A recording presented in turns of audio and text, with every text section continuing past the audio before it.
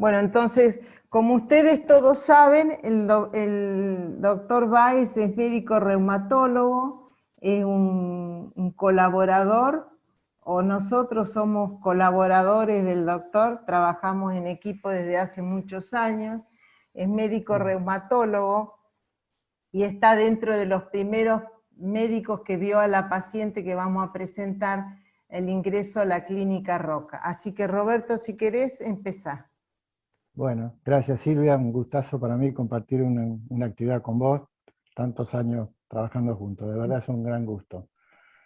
Bueno, esta es una paciente de 54 años que acudí a verla a la clínica porque estaba internada en sala común, tenía hecho ya una PCR para SARS-CoV-2 que era negativo, y como antecedentes así de relevancia, marcaría de que tiene el antecedente de tabaquismo de jerarquía.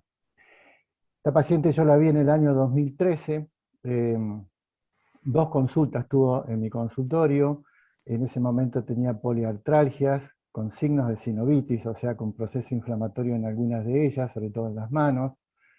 Tenía un laboratorio con eritro de 49 y PCR de 48, o sea, reactantes bien elevados.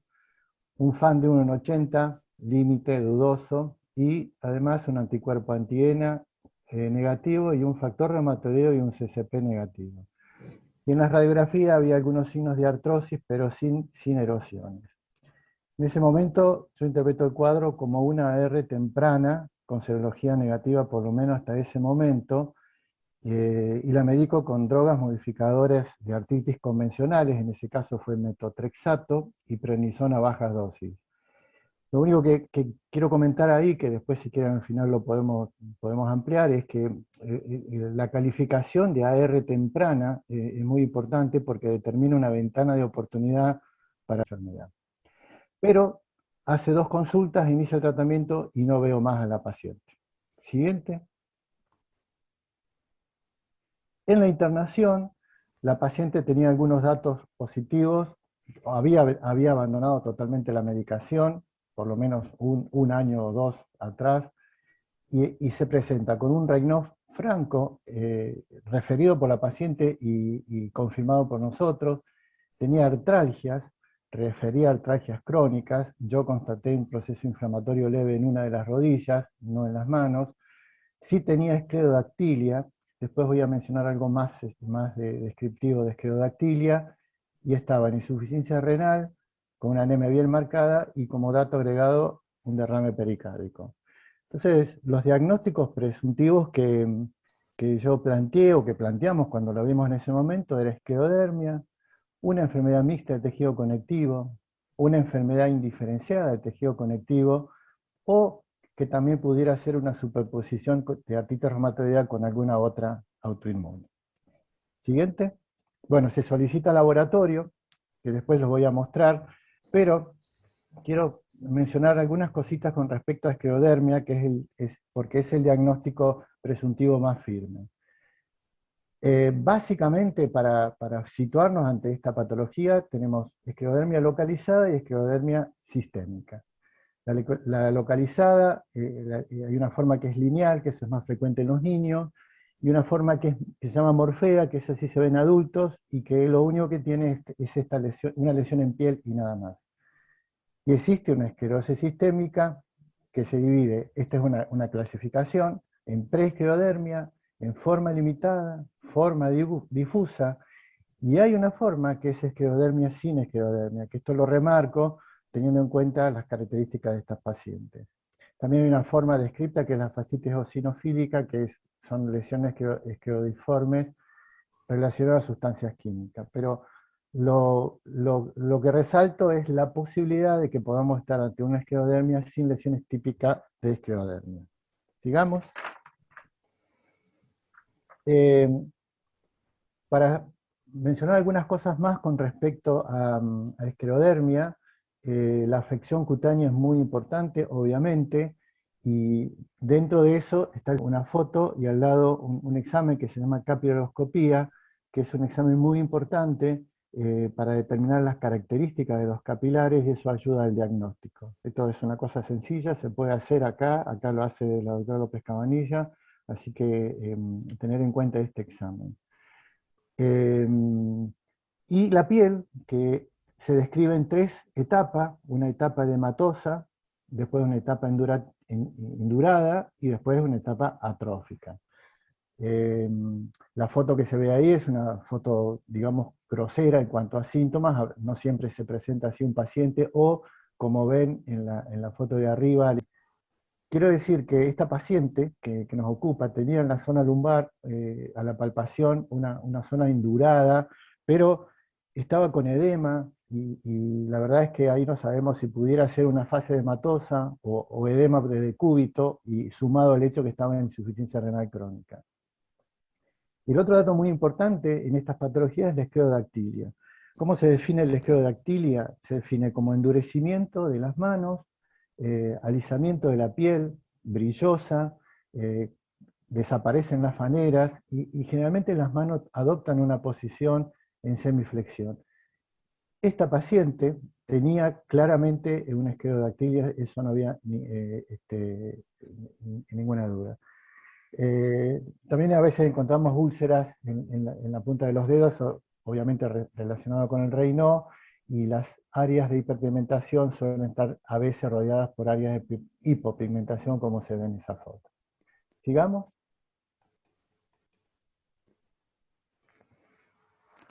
Un repaso general, no voy a ahondar mucho en esto porque no es la idea, pero un repaso general para que nos situemos delante de esta patología. Es una patología que frecuentemente da afección articular, con dolor, rigidez y a veces inflamación, a veces acompañado de calcinosis subcutánea cerca de las articulaciones. La afección gastrointestinal es muy importante, fundamentalmente el esófago, con síntomas como disfagia, pirosis, dolor. Y en realidad lo que suele ocurrir es que hay una disminución franca del tono muscular. Una cosa que se ve con frecuencia es una complicación con cándidas, por eso hay que tenerlo en cuenta, y lo otro, tener en cuenta que aumenta el riesgo de esófago de Barrett. El intestino delgado también puede estar comprometido, desde síntomas generales, náuseas, vómitos, hasta oclusión intestinal. Puede haber mala absorción por sobrecrecimiento bacteriano. La afección cardíaca, desde derrame hasta toponamiento cardíaco. Derrame es ese síntoma más frecuente, pero puede haber arritmia, puede haber angor, y por supuesto una insuficiencia cardíaca asociada secundaria a hipertensión pulmonar. Afección renal no voy a comentar nada, pues se lo dejo a Silvia. Sigamos. Pero esclerodermia, el punto siempre para nosotros más importante es el pulmón, porque por la frecuencia de compromiso pulmonar, y porque en realidad la mortalidad de estos pacientes habitualmente está en su compromiso pulmonar. Una forma es la UIP, que es una patología absolutamente de fibrosis, como se ve en la tomografía y también en la radiografía, con panal de abeja. Esta forma de compromiso pulmonar de la esclerodermia tiene un pronóstico malo porque tiene una escasísima respuesta a los tratamientos. Sigamos. Y la otra forma, que es una forma más inflamatoria, por eso en la tomografía se ve mucha imagen de árbol de vidrio esmerilado, y a veces árbol en brote también, como se ve ahí que está mostrando Silvia. Es mucho más inflamatoria y no tan fibrótica, y entonces sí tiene mejor respuesta al tratamiento.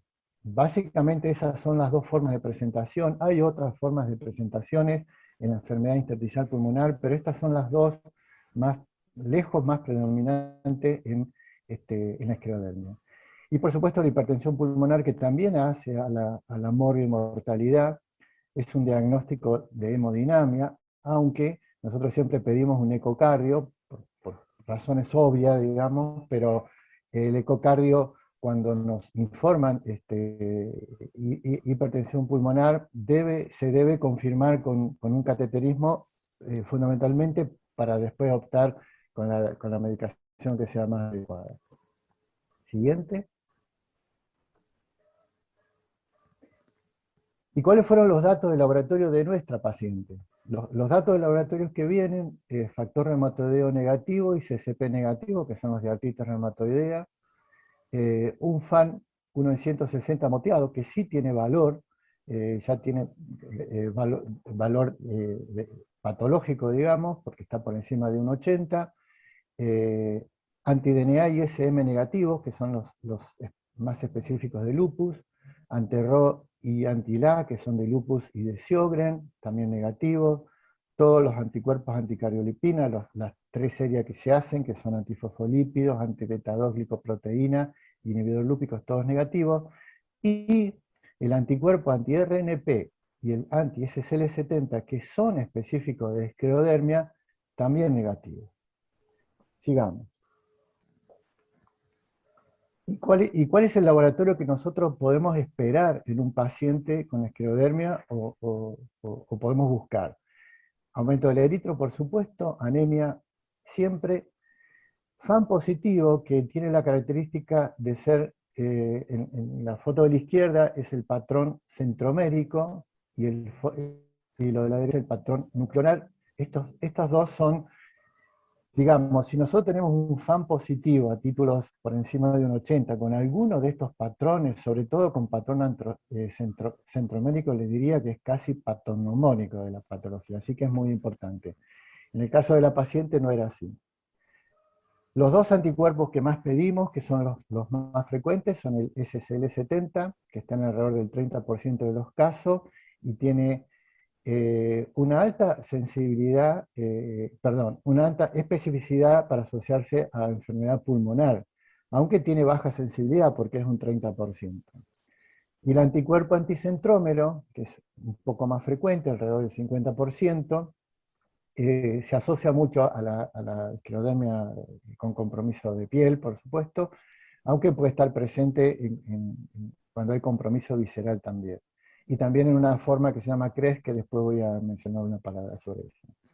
Hay otros autoanticuerpos, sí, como está escrito ahí, el anti-Q, que es en formas mixtas, no lo pedimos mucho, el RNA-P3, cuando se asocia a malignidad, no lo pedimos mucho, pero sí el polimerasa 3, que tiene alguna asociación con enfermedad pulmonar y probablemente con compromiso renal también. No sé si se ve el artículo este que está a la derecha, es un artículo muy reciente, de hace poquito, y lo que hicieron fue tratar buscaron en 164 pacientes asociar los autoanticuerpos, estos dos, con la microangiopatía propia de esclerodermia. Y la conclusión del estudio es que hay una asociación entre estos autoanticuerpos y la microangiopatía. Ellos evaluaron microangiopatía con video capiloscopía. Esto deja planteado la posibilidad de que estos dos autoanticuerpos pudieran tener un rol patogénico, no solo diagnóstico en la esclerodermia, aunque la duda surge porque no siempre están presentes. Sigamos. Y desde el punto de vista clínico, la forma de presentarse de la esclerodermia, hay una forma denominada preesclerodermia, donde encontramos fenómeno de Raynaud y a veces lesiones digitales, y puede haber un FAM positivo. Por supuesto, no hay lesiones en piel y no hay lesiones viscerales. La forma limitada tiene la característica que generalmente arrastra el antecedente de un Raynaud de varios años de evolución. Y la afección en piel es limitada, o en tronco o en los miembros superiores o inferiores, pero es limitada. Y suele asociarse al anticuerpo anticentrómero. Es útil para el diagnóstico la capiloscopía porque la característica de la capiloscopía es diferente en la forma limitada a en la forma difusa. En la forma difusa, la aparición del compromiso de piel es generalizada, en tronco, en miembros. El fenómeno de Raynaud suele ser más reciente, no el antecedente de mucho tiempo de evolución. Por supuesto que hay mucho más compromiso visceral. El esquemita que está arriba muestra la difusa como hay compromiso visceral prácticamente siempre, y se asocia más al anticuerpo anti-SCL70. Con respecto a la esclerodermia sin esclerodermia, el fenómeno de Raynaud puede estar o no hay afección de piel, sí hay afección visceral y el FAM suele ser positivo. Por lo tanto, es más difícil el diagnóstico de la esclerodermia sin esclerodermia, pero este, eh, es para pensarlo por lo menos en esta paciente. Hay una forma que se llama CRES, que tiene la característica de que tiene calcinosis, Raynaud, compromiso de esófago, esclerodactilia, telangiectasia, y generalmente acompaña a un compromiso de piel difusa. Ese esquemita de la derecha, de un muñequito tipo Michelin, es un score que se llama score de Rodman, que nosotros lo usamos mucho, porque es un score para control de evolución de piel. Digamos, está dividido en áreas, lo que se toma en cuenta es la induración de la piel, leve, moderada o extrema, se le da un valor de 1, 2 y 3 a cada sector, y se suma. Entonces uno evalúa al paciente después de una cierta cantidad de tiempo y ve si el Rodman está avanzando o no está avanzando. Y es importante porque a veces nos ayuda a tomar decisiones en algún cambio en el tratamiento. Sigamos. Y planteamos en esta paciente la posibilidad de que fuera una enfermedad mixta de tejido conectivo. La enfermedad mixta del tejido conectivo fue descrita en el año, no sé, 75, por ahí, antes de los 80, y se describió como una enfermedad con componente de esclerodermia, de polimiositis y de lupus, que tenía muy buena respuesta a los corticoides y que nunca tenía compromiso visceral. Pero en los últimos años ese concepto cambió porque se ha visto que la esclerodermia no siempre responde a los corticoides y muchas veces tiene compromiso visceral, a veces severo. Hay diferentes criterios diagnósticos, nosotros generalmente usamos ese que está escrito, que está por encima, que es el de Alarcón-Segovia, donde se considera que hay esclerodermia cuando hay un criterio serológico, que es el anticuerpo anti-1-RNP a títulos altos, o por lo menos 3 de los criterios clínicos, que son el edema en las manos, la presencia de artritis, la presencia de acroesclerosis, esclerodactilia y la presencia de Raynaud.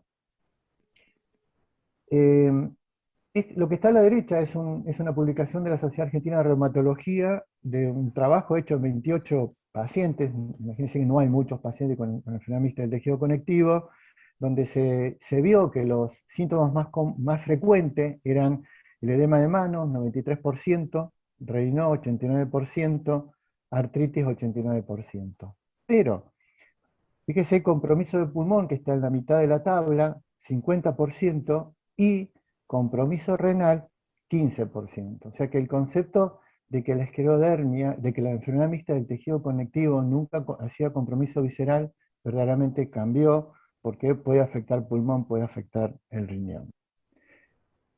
Siguiente.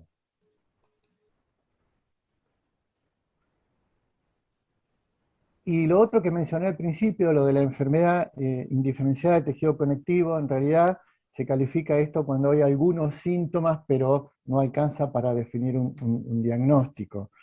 El fenómeno de Raynaud, la presencia de artralgias, pero tiene una característica, y es que acá sí no hay compromiso renal y ni tampoco hay compromiso pulmonar, así que el diagnóstico de enfermedad indiferenciada de tejido conectivo en este caso queda descartado. Siguiente.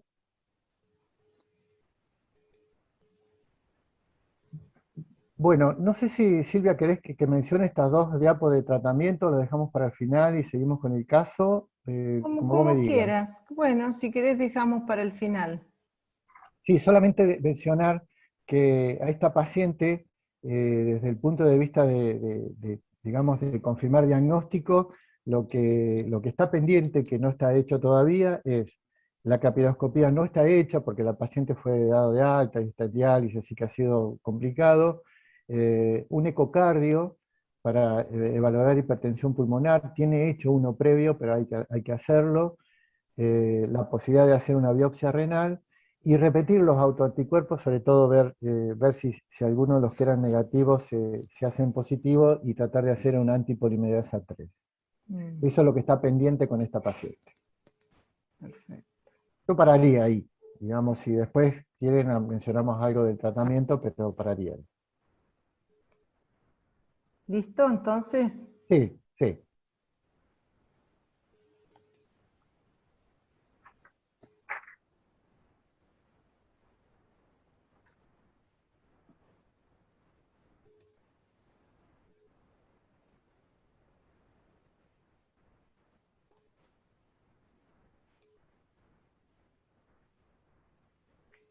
bueno, vamos a aprovechar toda la discusión que hizo el doctor Báez y vamos a tomar nosotros especialmente, en esta segunda parte de la charla, le vamos a dar un enfoque desde el punto de vista nefrológico, ¿sí? Siempre en este contexto que nos ha dado el doctor, que yo creo que ha sido muy facilitador para poder hacer los diagnósticos y poder discutir otros también, ¿por qué no? Hablando un poco del cuadro clínico de la paciente, nos volvemos al ingreso de la paciente y vamos a pensarla desde el punto de vista nefrológico. Ingresa con una hipertensión arterial severa, con insuficiencia respiratoria, requerimientos de oxigenoterapia y oligoanuria. El laboratorio de ingreso estaba severamente anémica, este hematocrito es posterior a recibir transfusiones. Las plaquetas estaban levemente disminuidas, una creatinina de 1.8 con una urea muy alta, un laboratorio, un equilibrio ácido-base que nos mostraba que había una leve acidosis metabólica, pero con un pH normal, probablemente por una alcalosis respiratoria asociado a su cuadro respiratorio, debe haber estado hiperventilando, con un hepatograma normal, una LDH normal, un lactato normal, y acá vamos a prestar atención a la orina. Tenía una orina sin proteinuria, sin microhematuria y sí con leucopiosituria. La TAC de tórax mostraba un derrame pleural bilateral moderado, hablaba de cardiomegalia y hablaba de derrame pericárdico. Otro de los datos que nos dio esa tomografía de tórax era que habían medido el diámetro de la arteria pulmonar y estaba dentro de valores normales, mientras que la rama principal de la arteria pulmonar derecha estaba discretamente aumentada de tamaño. Los diagnósticos de ingreso de reumatología ya el doctor los acaba de describir. Pasaron 3 días, la paciente seguía oligoanúrica con una diuresis menor a 300 mililitros por día, con signo de sobrecarga de volumen y sin respuesta a los diuréticos de ASA que se habían dado a dosis alta. Nefrología propone el diagnóstico de una glomerulonefritis rápidamente evolutiva versus una nefropatía asociada a enfermedad hematológica, por lo cual solicita proteinuria de Bence-Jones y de acuerdo al glomerulonefritis rápidamente evolutiva, indica pulso de metilprednisolona, que no se realizaron porque estaban esperando el resultado del urocultivo que finalmente vino positivo a Klebsiella con hemocultivos negativos e inició tratamiento con ciprofloxacina. El tamaño renal era normal y las vías excretoras eran normales. El proteinograma por electroforesis, para adicionar otros datos más, tenía hipoalbuminemia, hipergamaglobulinemia policlonal. La paciente inicia terapia sustitutiva renal que continúa hasta la fecha, se transfunde y el frotis que le realiza el hematólogo no mostraba alteraciones. Bueno, Acá nos vamos a parar frente a una paciente que llega en oligoanuria, insuficiencia respiratoria, y como siempre, los diagnósticos más importantes es si la paciente padece una insuficiencia renal aguda o si es una insuficiencia renal crónica, en un contexto que ya sabemos que padecía una enfermedad del colágeno. Respecto de si es aguda o si es crónica, nosotros sabemos que es muy difícil saberlo, porque si nos vamos a guiar por la historia clínica, lo que sí sabemos que esta paciente tenía un padecimiento crónico. Desde el año 2013 había sido evaluada por el doctor Báez con una enfermedad del colágeno, una enfermedad fundamentalmente articular, y no había otros datos que nos indicaran si la paciente tenía una insuficiencia renal previa o no. Tampoco sabemos si estaba hipertensa, pero sí sabemos que los riñones tenían tamaño normal, y a veces tampoco la ecografía nos ayuda en este sentido, porque muchos pacientes con enfermedad glomerular tienen riñones de tamaño normal. Así que bueno, realmente los diagnósticos entre insuficiencia renal aguda e insuficiencia renal crónica no eran muy fáciles de hacer en el momento de que la paciente ingresa. Como diagnósticos diferenciales, quiero tener en cuenta, en primer lugar, la hipertensión maligna, que ahora la vamos a retomar, que puede ser de origen renal. Una glomerulonefritis primaria o secundaria puede dar hipertensión maligna, pueden ser de causa endocrina, puede tener una estenosis de la arteria renal, y tomando el diagnóstico del doctor Báez, que es la esclerosis sistémica difusa, pensar en dos posibilidades asociadas a esta patología, que tuviera una crisis renal esclerodérmica en primer lugar, y en segundo lugar, una glomerulonefritis rápidamente evolutiva, ANCA positivo, asociado a la esclerosis sistémica. La otra posibilidad, que deben haber tomado en cuenta los médicos que la vieron en el momento de los nefrólogos, es que tuviera una glomerulonefritis rápidamente evolutiva, probablemente asociada a una enfermedad del colágeno. Creo que todos, al momento de recibir la paciente, pensaron por la historia que tenía una enfermedad del colágeno. Probablemente pensaron que tenía un lupus, y si no era un lupus, nosotros tenemos que la enfermedad mixta del tejido conectivo, como vimos recién que el doctor nos acaba de decir, puede tener compromiso renal y también puede asociarse a glomerulonefritis rápidamente evolutiva, como ya vamos a ver. La otra posibilidad es que tuviera una enfermedad renal crónica. Nosotros sabemos que las glomerulonefritis crónicas se presentan a veces así, de esta manera, en forma terminal. El paciente necesita diálisis y resulta que tiene una glomerulonefritis no diagnosticada, dentro de las cuales la que más hipertensión da es la glomerulopatía por IgA. No voy a tener en cuenta el riñón asociado a discrasia de células plasmáticas, que fue uno de los diagnósticos, porque creo que es poco probable en todo este contexto clínico y en todo este contexto facilitador que el doctor Báez nos dio al momento del ingreso a la paciente. Nos dije, esto tiene una enfermedad que creo que puede ser o una enfermedad mixta del tejido conectivo o una esclerosis sistémica.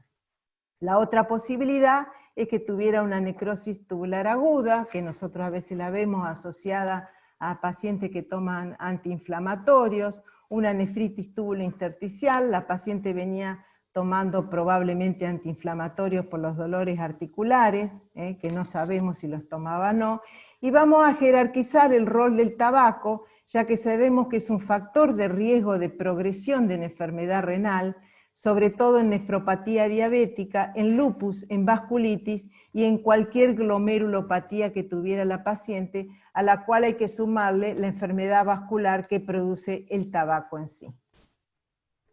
Vamos a tomar en primer lugar la hipertensión arterial maligna. Si nosotros miramos esta paciente, pensémosla en que podría tener una hipertensión maligna. Nosotros sabemos que el paciente puede llegar con una severa hipertensión, el oligoanuria y con requerimiento de diálisis, aunque la causa no sea una enfermedad renal que esté provocando la hipertensión maligna. ¿Cómo definimos nosotros la hipertensión maligna acelerada? Se define como la aparición de cifras muy elevadas de presión arterial, generalmente con tensiones arteriales diastólicas por encima de 120 milímetros de mercurio y sintomáticas acompañadas o de papiledema o de fondo de ojo muy patológico. La gravedad del cuadro de la hipertensión maligna está relacionada a la afección vascular, que puede aparecer a nivel renal, cerebral, cardiológico y puede asociarse con microangiopatía trombótica y riesgo de muerte. Fijémonos, cuando nosotros pensamos hipertensión arterial maligna, siempre pensamos en una causa secundaria, pero hay un porcentaje que puede asociarse a hipertensión esencial, personas que no han recibido nunca un tratamiento o que no han seguido el tratamiento indicado, pueden terminar en esta patología. Dentro de las hipertensiones arteriales secundarias, vamos a darle importancia al feocromocitoma, el lupus, y acá vuelve a aparecer el lupus no solamente como causa de glomerulonefritis crónica, glomerulonefritis rápidamente evolutiva, sino como causa de hipertensión maligna. Y acá nos aparece la esclerosis sistémica, la panarteritis, la glomerulopatía por IgA y los consumos de tóxicos como por ejemplo la cocaína. La fisiopatología de la hipertensión maligna, independientemente de las causas de hipertensión que genera la hipertensión maligna, es que involucra el sistema renina-angiotensina-aldosterona.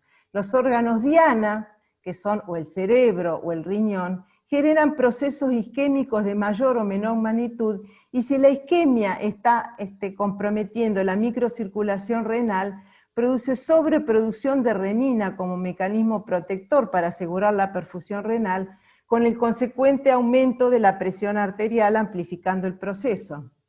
Fíjense que hasta el 50% de los casos de hipertensión maligna acelerada produce afección renal, muchas veces deterioro mínimo, pero muchas veces deterioro severo y hasta irreversible, llegando a una insuficiencia renal crónica terminal. La forma de presentación puede ser como una insuficiencia renal aguda, como podría haber sido esta paciente.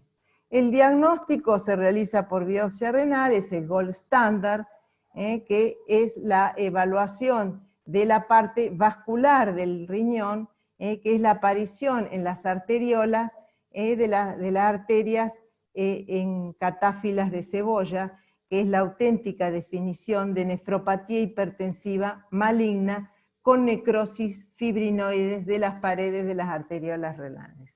En este sentido, me paro y digo, esta paciente le falta tener un fondo de ojo para evaluar cuál es el estado de las arterias del fondo de ojo, evaluar el ecocardiograma, como dijo el doctor, para tratar de ver cuál era la magnitud del derrame pericárdico, cuál era el derrame pericárdico, qué efecto estaba provocando, probablemente produciendo hipoperfusión renal, no sabemos, agravando todo el sistema renina-angiotensina-aldosterona, para medir la presión en la arteria pulmonar, un ecodoppler renal, porque dijimos que una estenosis de la arteria renal puede ser la causa de una hipertensión maligna, quiere decir que nos estaría faltando algunos datos más, a los cuales le sumo que después vamos a hablar, y algún estudio endocrinológico, si no tuviéramos, como en este caso, el diagnóstico y el antecedente y el enfoque que ya le ha dado el doctor Báez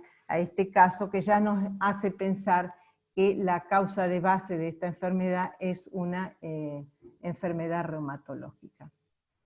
Y si vamos a pensar como pensaron probablemente los médicos nefrólogos que la recibieron, pensaron probablemente que la paciente tenía un lupus, porque tenía un padecimiento de enfermedad articular, tenía hipertensión arterial, tenía insuficiencia renal, que no es poco, y nosotros, de acuerdo a la clasificación, según el EULAR, que es las clasificaciones europeas y americanas del año 2019, nosotros tenemos los criterios de entrada para clasificar un lupus, que es el ANA positivo en más de 1,80, en este caso la paciente tenía 1 en 160, y cuando está presente, aplicar los criterios adicionales para lupus, que serían estos los criterios adicionales, pero fíjense que dice, para aplicar los criterios adicionales, no contabilizar como criterio si hay otra explicación más probable que el lupus.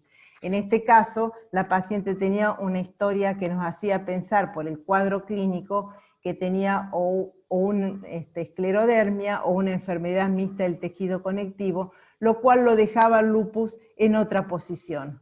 Entonces, para hacer diagnóstico de lupus, tenemos que tener los criterios de lupus, algunos de los cuales probablemente los compartía, tenía derrame pericárdico, tenía afección articular, pero que eran explicados por otra patología más probable. No tenía sedimento patológico, no había proteinuria, los complementos eran normales, el anti-DNA y el anti-SM eran negativos, y esto quiero recalcar, que cuando nosotros pensamos que un paciente tiene una glomerulonefritis rápidamente evolutiva, nosotros al paciente lo dializamos, lo compensamos y tenemos que tratar de hacer la inmunosupresión lo antes posible porque estamos perdiendo tiempo. Entonces, este es un dato importante para tener en cuenta. Como el doctor Baez recién dijo, la enfermedad mixta del tejido conectivo es otra posibilidad. Las manifestaciones clínicas iniciales son muy inespecíficas, ¿sí? Con el PAN positivo, fenómeno de Raynaud, el compromiso articular es bastante importante, acá tenemos el anti-RNP, el Raynaud, pero en general, como el doctor recién mostró, el compromiso renal no es de jerarquía y vimos que hasta un 13% podía tener algún grado de enfermedad renal.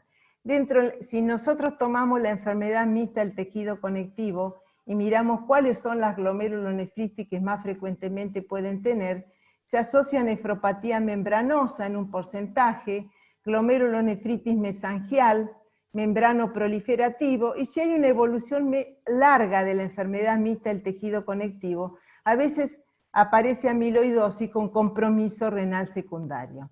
La enfermedad mixta del tejido conectivo puede aparecer como una glomerulonefritis pausinmune, porque a veces se puede asociar a ANCAS, aunque es muy rara y hay pocos casos en la literatura.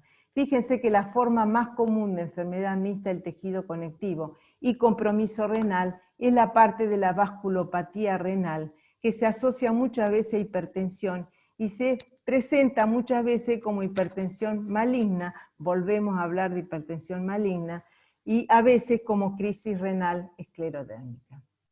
Y finalmente me voy a referir a lo que creo que la paciente tiene, coincido con el doctor Baez, creo que es una esclerodermia, le faltarán algunos datos más que habrá que completar, y para ello me quiero referir a la esclerodermia y la enfermedad renal. Los pacientes con esclerosis sistémica presentan un 50% compromiso renal, evidenciado por proteinuria leve, creatinina algo elevada e hipertensión arterial, con un pronóstico bastante bueno, mientras que las autopsias, hasta un 80% de los pacientes con esclerodermia pueden tener algún tipo de compromiso renal. Sí le dan importancia a los fenómenos prerrenales que pueden estar complicando a estos pacientes, como la insuficiencia cardíaca congestiva, la hipertensión pulmonar, la insuficiencia cardíaca derecha, el uso de DAINE, son pacientes con padecimientos crónicos que toman corticoides, DAINE, y el uso de diuréticos en pacientes que tienen insuficiencia cardíaca que pueden provocar enfermedad renal prerrenal. También vamos a darle importancia, como dijo el doctor Baez, a todas las enfermedades gastrointestinal que se asocia a la esclerodermia, que hasta oclusión intestinal, malabsorción, y esto también pueden ser causa de origen prerrenal. Raramente la esclerodermia produce proteinuria nefrótica. Y nos vamos a referir a este trabajo del Journal del año 2005, el Journal de Reumatología, donde ellos tomaron durante 21 años, hicieron un seguimiento de 675 pacientes en la Universidad de Pittsburgh y evaluaron en pacientes con esclerodermia difusa cuál era el compromiso renal que tenían, y encontraron que casi un 50% no tenía nada. Los siguieron durante mucho tiempo y encontraron crisis renal esclerodérmica, a la cual me voy a referir en un ratito, entre un 19 y un 20%. Muchos pacientes tenían azoemia transitoria, muchos eran de origen prerrenal, algunas proteinurias asociadas al uso de D-penicilamina en estos pacientes, otras explicaciones que era el uso de antiinflamatorio estaba dentro de este grupo, había algunos pacientes con hipertensión y muchos tenían azoemia no explicada. ¿Qué concluyen ellos en este trabajo de reumatología? Dice que los pacientes con esclerodermia difusa, sin crisis renal, rara vez tienen aumentos significativos de la creatinina y de la proteinuria, que no puede explicarse por otras etiologías. Estos pacientes deben evaluarse cuidadosamente para detectar otras causas de enfermedad renal que no estén relacionadas con la esclerodermia. Y finalmente nos vamos a referir a la crisis renal esclerodérmica, que es lo que padeció, creo yo que padeció esta paciente, y que la llevó al estado actual. ¿Qué es la crisis renal esclerodérmica? Es una complicación poco común pero grave, ya dijimos que acontece en cerca del 20% de los pacientes, con alta tasa de mortalidad y progresión a la insuficiencia renal crónica terminal. Se caracteriza por un aumento repentino y marcado de la presión arterial por encima de 140/90 en los normotensos y más de 30 milímetros de mercurio de la sistólica y más de 20 de la diastólica del nivel basal, asociado a insuficiencia renal oligoanúrica rápidamente progresiva. Antes era muy frecuente, ahora lo es menos por el uso amplio de vasodilatadores, ya que el paciente viene usando desde que empieza con el Raynaud, el uso de la nifedipina, de la amlodipina. Esto ha protegido a los pacientes, sin embargo hay un 10% que puede suceder con normotensión. La incidencia en la esclerosis difusa, de la crisis renal esclerodérmica, como dijimos recién, es cerca del 20%, y en los pacientes con anti-RNP positivo hasta un 33%. Acá vemos lo que les explicaba recién con una disminución de la incidencia. La crisis renal esclerodérmica, como dijo recién el doctor Báez, se puede asociar a microangiopatía trombótica, hasta en un 50% de los pacientes. En esta paciente que tenía una anemia tan severa, y tenía 136.000 plaquetas, bueno, lo hablé con el hematólogo a ver si había alguna evidencia de microangiopatía trombótica, es decir, la presencia de esquistocitos en sangre periférica, que no se vio, pero tampoco tenía el aumento de la LDH o el descenso de la aptoglobina. ¿Cuáles son los predictores de crisis renal? Los predictores son que aparezcan los primeros 4 años del inicio de la esclerodermia. Quiere decir que la crisis esclerodérmica puede aparecer en general en un porcentaje alto en pacientes que inician la enfermedad, no en los que llevan muchos años de enfermedad. Y fíjense que se asocia a anemia, a derrame pericárdico e insuficiencia cardíaca congestiva, que son los de mayor riesgo de desarrollar crisis renal esclerodérmica. La rápida progresión, el engrosamiento de la piel durante el año anterior a la aparición de la crisis renal es un predictor y se ha detectado en 44% de los pacientes que lo padecían. La asociación al autoanticuerpo, que ya lo nombramos recién, las contracturas de grandes articulaciones, la presencia de roces de tendones y la dilatación miocárdica. Podría ser que el agrandamiento del corazón, la presencia de derrame pericárdico, podrían ser desencadenantes por producir hipoperfusión renal. Esa sería una de las demostraciones. Y por el contrario, las anomalías urinarias, que un paciente tenga una creatinina levemente aumentada, no sería un factor predictor del desarrollo de crisis renal. Respecto de la fisiopatología de la crisis renal en la esclerodermia, Nosotros sabemos que la lesión típica es la piel de cebolla de la íntima, ahora lo vamos a ver. Se piensa que puede haber un fenómeno de Raynaud renal, que es lo que está descrito desde hace muchos años, y que es más frecuente en épocas invernales. Y sí, lo que se sabe que hay una reducción del flujo cortical renal, ¿sí? Y que hay una activación del sistema renina-angiotensina-aldosterona con hiperplasia del aparato justaglomerular, que hace que la presión se descontrole, como dijimos recién, el aumento desmesurado de la renina. Y los factores que podrían sumar podrían hacer la reducción del flujo sanguíneo renal por alguna causa, la presencia de alguna infección, la deshidratación, alguna arritmia, la insuficiencia cardíaca congestiva y, como vamos a ver ahora, el uso de cocaína, de ciclosporina, que es un inhibidor de la calcineurina, y los corticoides. Los corticoides pueden desencadenar una crisis renal esclerodérmica. El uso de corticoides a dosis media a alta, mayores de 15 miligramos, en los 6 meses previos, es un predictor sobre los controles que no lo usaban, incluso en formas normotensivas. El 60% de los pacientes con crisis renal esclerodérmica habían sido expuestos a corticoides. Esto, bueno, ahora prácticamente se usa dosis mucho más bajas para el control de estos pacientes. No se sabe muy bien cuál es el rol del corticoide en el desarrollo de la crisis renal esclerodérmica.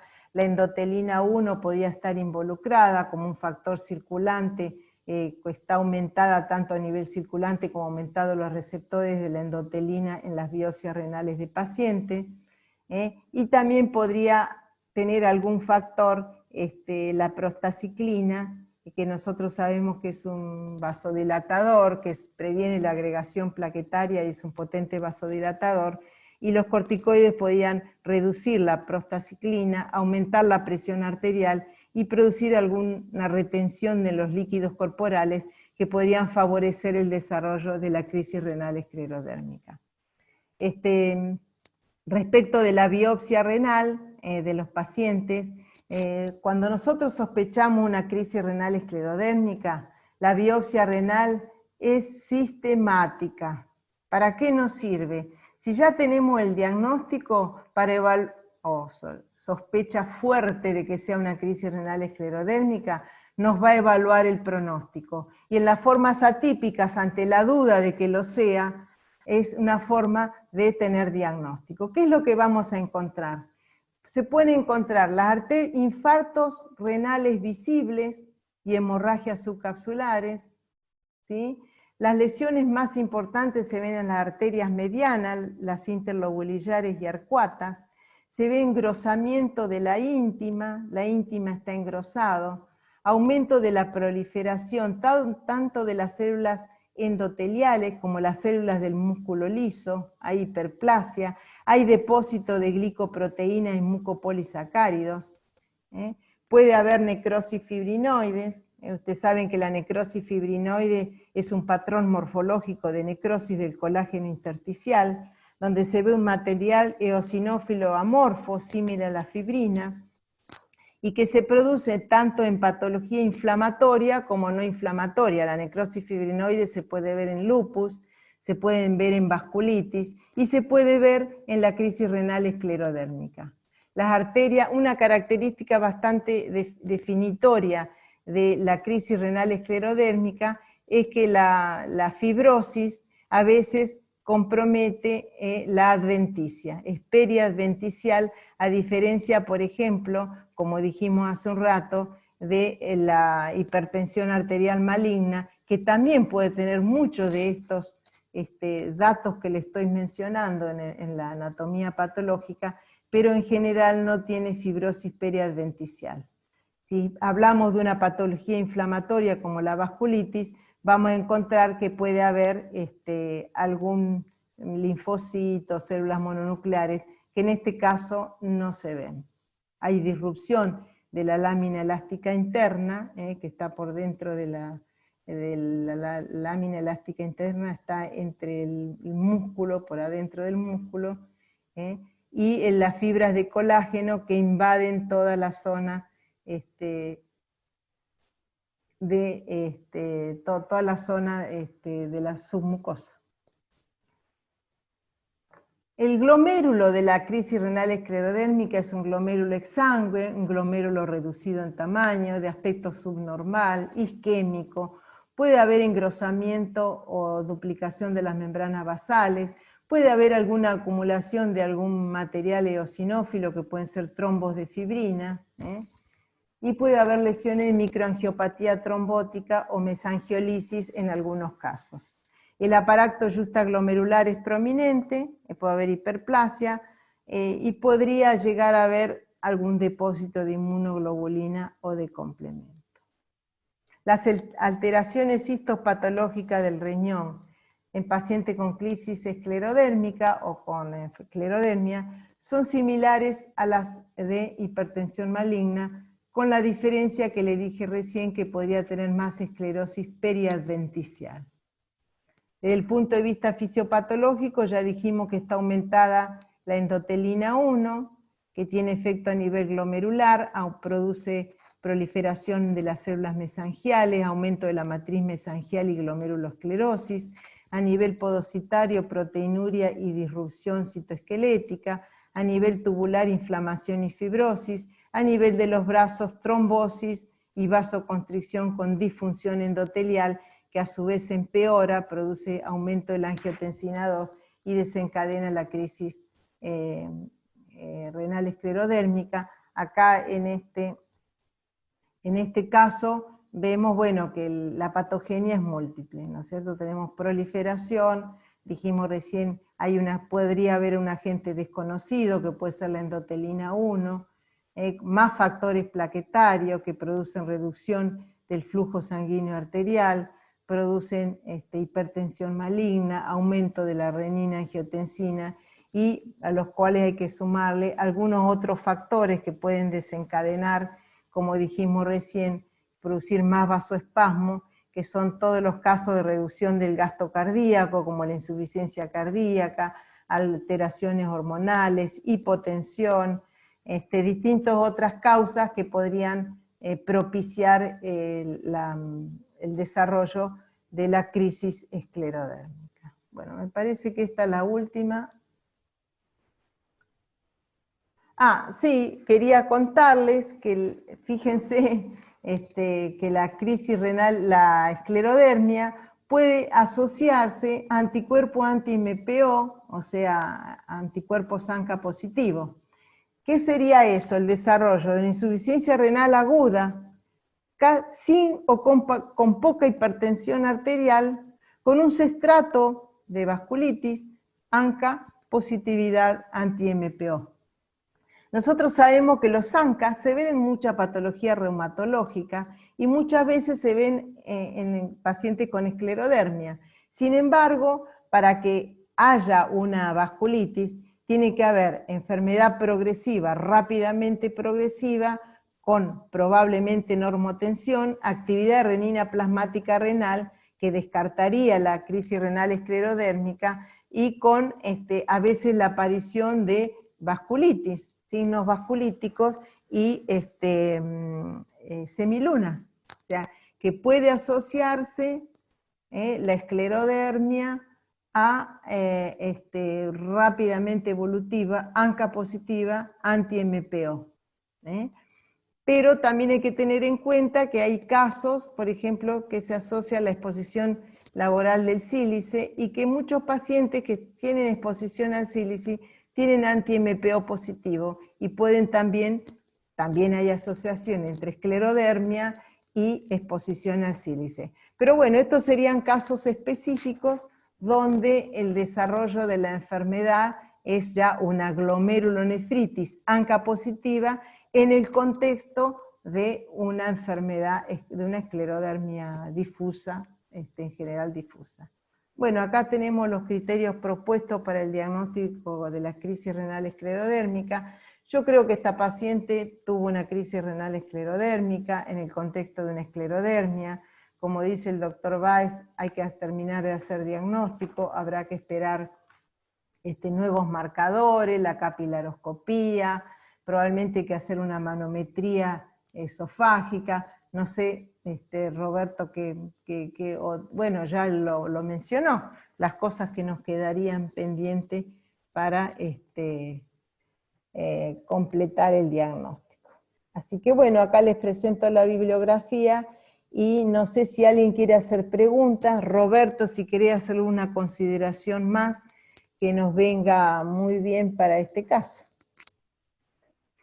No, lo único por ahí agregar que en este caso hay una diapo de tratamiento, pero no hace falta que los pase, solamente comentar de que eh, por un lado siempre el enfoque del tratamiento de la esclerodermia está en lo que es Raynaud, hipertensión pulmonar, con todos los vasodilatadores, nifedipina, inhibidores de 5-diesterasa, Bosentan y lo pro, bueno, en realidad depende de la severidad de cada cuadro. Exacto.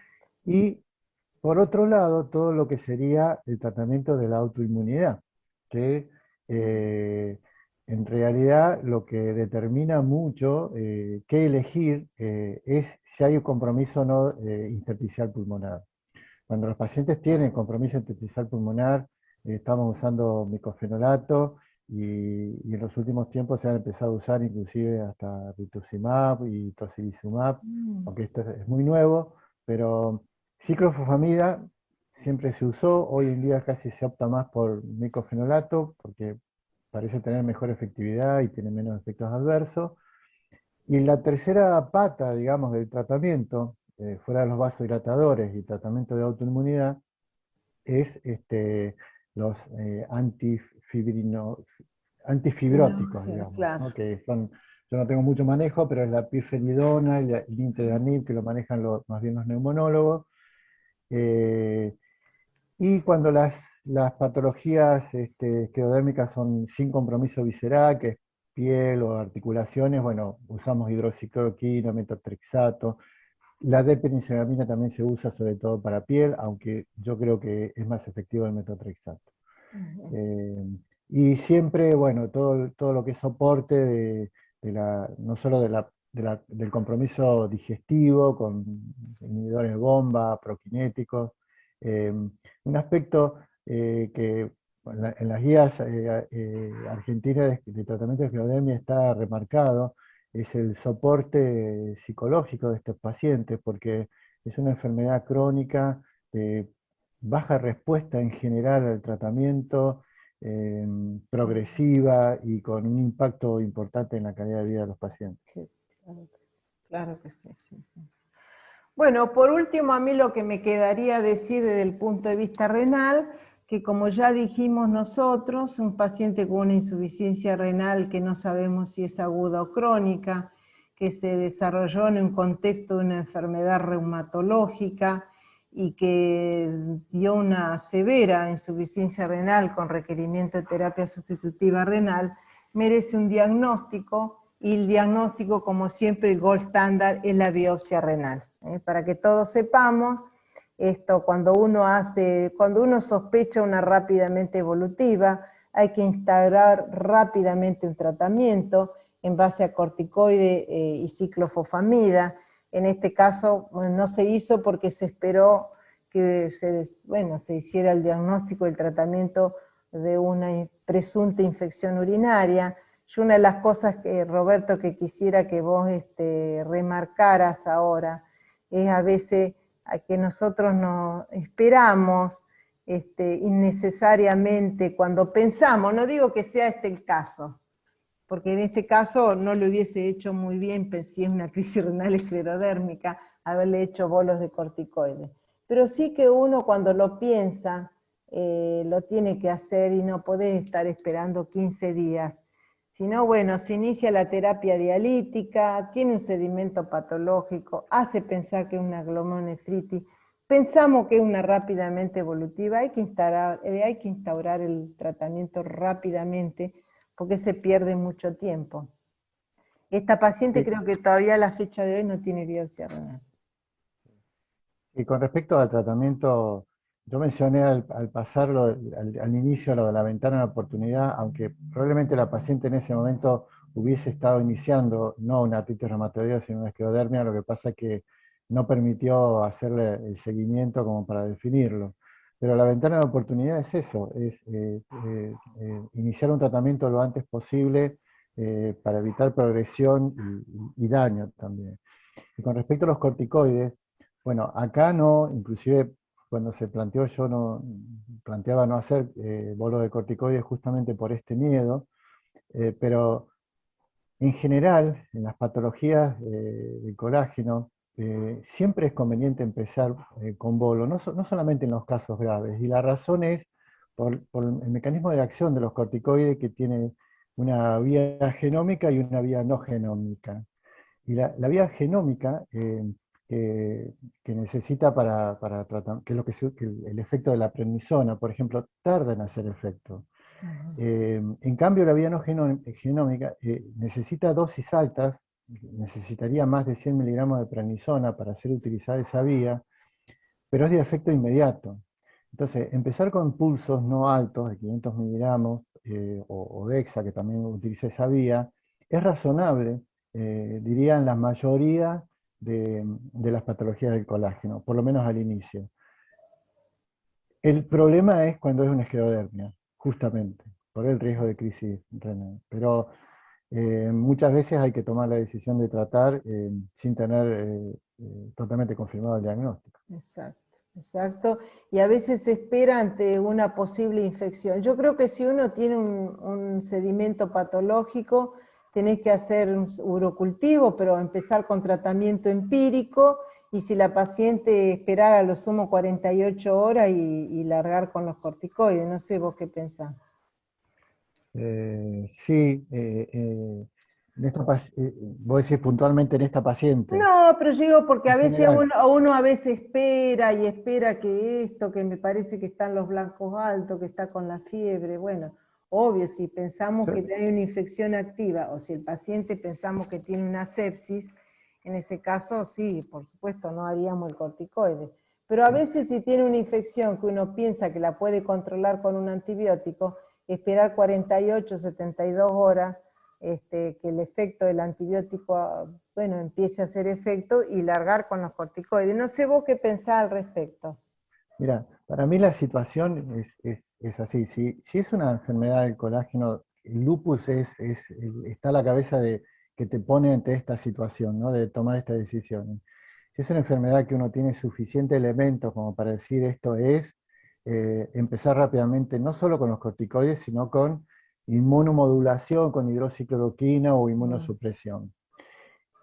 Y si la situación es de una enfermedad del colágeno con un proceso infeccioso severo, pero la enfermedad del colágeno está activo, lo que se debe hacer es empezar simultáneamente, inclusive con las dos cosas.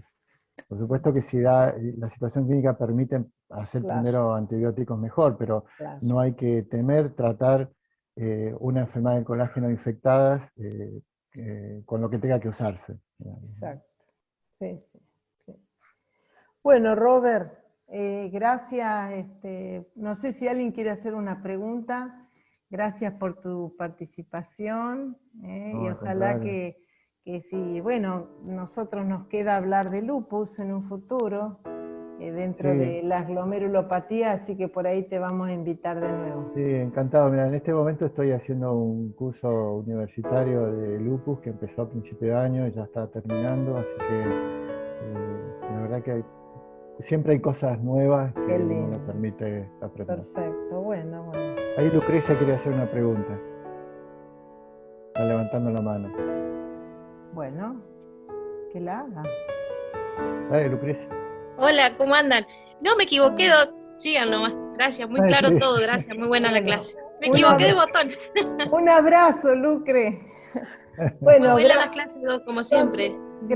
gracias a todos, gracias a todos por estar Gracias. y porque esto se hace con todos y para todos ustedes, ¿sí? Bueno, un abrazo, gracias Bueno, Robert, ¿eh? No, muchas gracias a vos, gracias. Silvia, un Gracias, doctor, y gustazo. gracias, Muchas doctora. gracias, Doc. Bueno, chao, Gracias, Doc. Bueno, Saludos a todos. chao, bueno, saludos a nos todos, vemos. muchas gracias. Gracias. Chao, chao.